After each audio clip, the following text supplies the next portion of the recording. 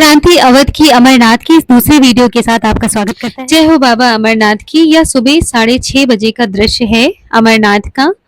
जैसा कि आप लोग स्क्रीन पे देख पा रहे हैं कि यहाँ से गुफा ठीक सामने दिखाई दे रही है और आज बात करेंगे अमरनाथ की गुफा के बारे में, अमरनाथ जी के शिवलिंग के बारे में, उनकी कहानी के बारे में और उनके जो भी रहस्य है उनकी महिमा के बारे में। इस वीडियो के माध्यम से हम अमरनाथ बाबा का दर्शन करेंगे। उनकी अमरनाथ जी की यात्रा जो बीच-बीच में जो जितने पड़ाव आते हैं उनके बारे में बात करेंगे, उनकी महिमा के बारे में बात करेंगे। तो सबसे पहले मैं आपसे साझा करना चाहती हूँ कि अमरनाथ की गुफा में बर्फीले पानी की बूंदें लगातार टपकती रहती हैं और इन्हीं बूंदों से निर्मित यहाँ पर बर्फ का शिवलिंग बन जाता है। ये शिवलिंग पूर्ण रूप से प्राकृतिक होता है। यहाँ पहले बर्फ की छोटी-छोटी आकृति बनती है जो लगातार 15 दिन तक थोड़ी-थोड़ी बढ़ती रहती है और फिर 15 दिन बाद इस शिवलिंग की ऊंचाई 2 गज से ज्यादा हो जाती है। फिर जैसे चंद्रमा का आकार घटता जाता है और चंद्रमा जब विलुप्त हो जाता है तो शिवलिंग भी अंतर्ध्यान हो जाता है। अमरनाथ से रिलेटेड मैंने एक लॉन्ग वीडियो अमरनाथ का रहस्य ऑलरेडी अपने चैनल पर डाल रखा है, जिसका लिंक मैं डिस्क्रिप्शन में दे दूंगी। आप जाकर वहां पर देख सकते हैं। वहां मैंने काफी विस्तार से अमरनाथ के महत्व के बारे में, उनकी कथा के बारे में, माता पार्वती और शिव जी के बारे में और जो जो पड़ाव आते हैं अमरनाथ के रास्ते में उनके बारे में विस्तार से बताया है। और ये मेरा दूसरा वीडियो है जिसमें कुछ तथ्य जो अछूते रह गए थे उसको मैं पूर्ण कर रही हूँ। जैसे कि सभी जानते हैं कि अमरनाथ एक पवित्र तीर्थ स्थान है जिसे बर्फ से बने प्राकृतिक शिवलिंग के रूप में जाना जाता है। जैसा कि अभी मैं बता चुकी हूँ आपको कि शिवलिंग का निर्माण किस प्रकार होता है। हर साल सावन के महीने, जुलाई के महीने, अगस्त के महीने में हजारों लाखों श्रद्धालु अमरनाथ बाबा के दर्शन करने के लिए श्रीनगर एकत्रित होते हैं और वहां से इनकी यात्रा प्रारंभ होती है। जैसा कि आप लोग स्क्रीन पे देख रहे हैं कि जगह जगह पर शिविर लगे होते हैं, भंडारे होते रहते हैं और लोग नाचते गाते मांगलिक कार्य और रंगारंग कार्यक्रम की भी व्यवस्था होती है। कई संस्थाएं ऐसी हैं जो बहुत सहयोग प्रदान करती हैं इस अमरनाथ यात्रा के शिविर के लिए। जगह जगह पर लंगर लगाए जाते हैं कि यात्रीगण श्रद्धालुओं को किसी भी प्रकार की समस्या ना हो। सब नाचते गाते एकजुट अपने बाबा बर्फानी के प्रति पूर्ण रूप से श्रद्धा रखते हुए नाचते गाते अपनी यात्रा के मार्ग में चलते जाते हैं और अपने प्रभु का नाम। और अब मैं अमरनाथ की महिमा के बारे में आपसे बात करना चाहती हूँ। धार्मिक पुराणों में अमरनाथ के दर्शन करने का इतना अधिक महत्व बताया गया है कि काशी के लिंग दर्शन से 10 गुना, प्रयाग से 100 गुना और नैमिषारण्य तीर्थ से 1000 गुना अधिक पुण्य बाबा बर्फानी के दर्शन करने से मिलता है। इतना ही नहीं, अमरनाथ तीर्थ करने से व्यक्ति के सुख समृद्धि का आशीर्वाद भगवान शिव से प्राप्त होता है, ऐसा पुराणों के तहत माना गया है। अमरनाथ की यात्रा सबसे महत्वपूर्ण हिंदू तीर्थ यात्राओं में से एक मानी जाती है और यह भगवान शिव को समर्पित है, जैसा कि आप सभी लोग जानते हैं। और ऐसा भी माना जाता है कि भगवान शिव ने इसी गुफा में देवी पार्वती को जीवन और मृत्यु की अमरता की और अनंत काल के रहस्य बताए थे, जो कि उसी 4 दीवारी में विलुप्त रह गए, जिसको गुप्त रखने के लिए ही उन्होंने इस गुफा की खोज की थी, जिसका थोड़ा सा अभी विस्तार पूर्वक मैं आगे इस वीडियो में आपसे साझा करूंगी। इसे हिंदू धर्म के सबसे पवित्र तीर्थ स्थानों में से एक माना जाता है।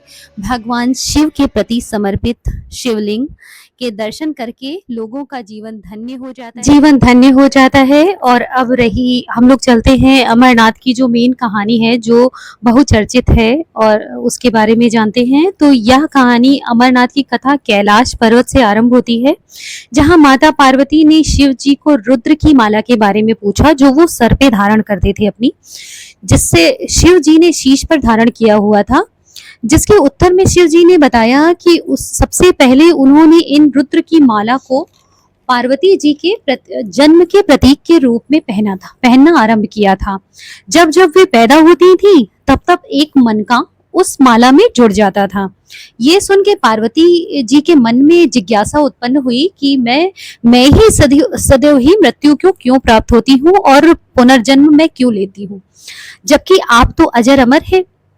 तब भगवान शिव ने उन्हें अपने अमृत की कथा सुनाने के लिए कहा कि इसके पीछे एक कहानी है जो कि मैं मतलब विस्तार से तुमको बताऊंगा, लेकिन उसको एकांत उसके लिए मुझे एक एकांत का स्थान चाहिए, क्योंकि वो अमृत की कहानी वो गुप्त रूप से ही रखनी है, क्योंकि जन्म मरण के जो प्राकृतिक का जो नियम है उसका उल्लंघन नहीं होना चाहिए। जिसे सुनने के लिए माता पार्वती बहुत उत्सुक हुई कि अमृत की ऐसी क्या कहानी है, उसके बारे में मुझे उसके रहस्य को जानना है। वहीं शिव जी चाहते थे कि इस अमृत की कथा को कोई जीव सुनकर जन्म मरण के इस प्राकृतिक नियम के विरुद्ध न जाए, इसलिए उन्होंने एकांत गुफा में सुनाने का उसको निश्चय किया। अब गुफा की खोज होना प्रारंभ हुई तो वो उन्होंने हिमालय में एक एकांत जगह को ढूंढने का प्रयास किया। वहां की ऐसी कोई जगह ढूंढी जाए जहां पर किसी देव मानव जीव की उपस्थिति ना हो। तो इस अमृत के रहस्य को रहस्य रखने के लिए गुफा को ढूंढने के मार्ग में सबसे पहले मार्ग जो आया वो था पहलगाम। तो अमरनाथ के जाने के मार्ग में जो पहला पड़ाव होता है वो पहलगाम आया। मान्यता है कि इस स्थान पर भगवान शिव ने नंदी जी को छोड़ दिया था, इसी जगह पर इसीलिए इसका नाम पहलगाम रखा गया। और आज भी यह जगह श्रीनगर से 90 किलोमीटर दूर है। वहीं पहलगाम के बाद इस गुफा में दूसरा मार्ग आता है चंदनबाड़ी, और कथित तौर पे ये मान्यता है कि भगवान शिव ने यहाँ पर अपने शीश के चंद्रमा का परित्याग किया था और फिर लौटने तक चंद्रमा ने वहीं भगवान शिव की प्रतीक्षा की थी, और इसीलिए इस स्थान का नाम चंदनबाड़ी रखा गया। और जो आज भी उसके मार्ग में पड़ता है, पहलगाम के बाद जो अमरनाथ का रास्ता पड़ता है उसके बीच में ही पड़ता है। और इसके उपरांत इसके बाद भी जब आगे बढ़े तो फिर उनको सर्प को त्याग करना था, क्योंकि वो किसी जीव को नहीं ले जाना चाहते थे। तो अपने कंठ पर धारण किए हुए जो सर्प का उन्होंने जो परित्याग किया, उस जगह को शेषनाग में छोड़ दिया। वो जगह आज भी शेषनाग के नाम से जानी जाती है।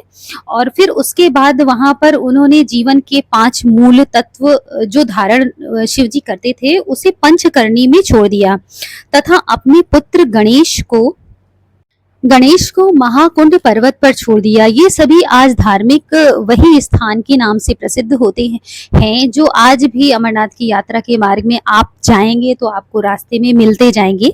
इस कथा को सुनाने से पहले शिव जी अमृत के रहस्य को रहस्य रखने के जितने मापदंड थे सब सुनिश्चित कर देना चाहते थे कि किसी भी जीव के कान में अमृत की वो कथा ना पड़े जो गुप्त रखनी है। उसके द्वारा कथित अमृत की कथा को सुन ना सके कोई और प्राणी, इसलिए उन्होंने कालाग्नि रुद्र की रचना की, जिसके उपरांत उन्होंने कालाग्नि को ये आदेश दिया कि गुफा में आप आग लगा दें, जिससे भी कोई छोटे मोटे जीव जंतु कोई भी प्राणी का नामो निशान वहां न रह जाए। और अब जब भगवान शिव पूर्ण रूप से इस बात के लिए संतुष्ट हो गए कि गुफा में कोई नहीं है, तब उन्होंने वहां बैठकर माता पार्वती को अमरता की कथा सुनाई। और सुनाने के उपरांत शिव शक्ति उसी बर्फ के बने हुए, कहा जाता है कथित तौर पर मान्यता है कि शिवलिंग उसी बर्फ के बने शिवलिंग में विलीन हो गए और अमरता की कथा उसी 4 दीवारी में रह गई। और गुप्त रूप से आज ये अब दर्शन कीजिए हमारे बाबा बर्फानी के, जो ये आरती का दृश्य है, अमरनाथ जी की आरती का दृश्य है भगवान शिव और माता पार्वती के। और भगवान भोले बाबा इस सावन सबकी मनोकामना, सभी भक्तों सभी श्रद्धालुओं की मनोकामना को पूर्ण करें। एक और वीडियो मैंने इस पर अपने चैनल पर पोस्ट किया है, अगर आप चाहें तो विस्तार पूर्वक वो भी वीडियो आप देख सकते हैं, सुन सकते हैं। ऐसे धार्मिक कई वीडियो मैं समय समय पर सबसे साझा करती रहती हूँ। और पसंद आए तो हमारे चैनल को लाइक सब्सक्राइब करें। और इस वीडियो में अगर कोई भी त्रुटि रह गई हो या मेरे योग्य कोई भी सुझाव हो तो मुझे अवश्य बताएं, मुझे बहुत अच्छा लगेगा। और आगे आप कौन सा वीडियो देखना चाहते हैं उसके लिए भी सुझाव कमेंट बॉक्स में जरूर दें। धन्यवाद।